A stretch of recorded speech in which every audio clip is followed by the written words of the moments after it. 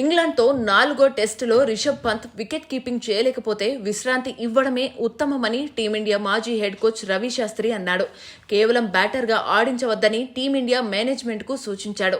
5 టెస్టుల అండర్సన్ సచిన్ ట్రోఫీలో భాగంగా లార్డ్స్ వేదికగా జరిగిన 3వ టెస్టులో రిషబ్ పంత్ వికెట్ కీపింగ్ చేస్తూ గాయపడిన విషయం తెలిసిందే. దాంతో అతను ఆ మ్యాచ్లో బ్యాటింగ్కే పరిమితమయ్యాడు. పంత్ స్థానంలో ధ్రువ్ జురెల్ కీపింగ్ చేశాడు. ఈ మ్యాచ్లో టీమిండియా 22 పరుగుల తేడాతో ఓటమి పాలైంది. ఇక జూలై 23 నుంచి మాంచెస్టర్ వేదికగా 4వ టెస్టు ప్రారంభం కానుంది. ఈ మ్యాచ్కు రిషబ్ పంత్ అందుబాటులో ఉండటంపై సందేహాలు నెలకొన్నాయి.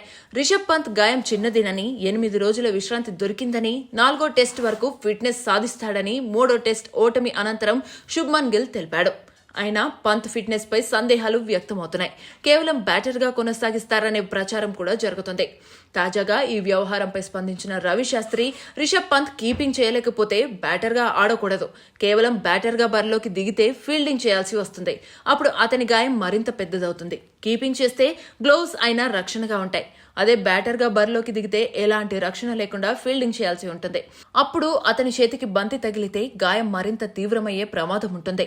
ఇప్పుడు అతను ఫిట్గా లేకపోతే పూర్తి ఫిట్నెస్ సాధించే వరకు జట్టుకు దూరంగా ఉంచడం ఉత్తమమని రవి శాస్త్రి చెప్పుకొచ్చాడు. అయితే ఈ 5 టెస్టుల సిరీస్లో టీమిండియా 1-2తో వెనుకంజలో నిలిచింది. ఈ సిరీస్లపై ఆశలు సజీవంగా ఉండాలంటే మాంచెస్టర్ వేదికగా జరిగే 4వ టెస్టులో విజయం సాధించాలి.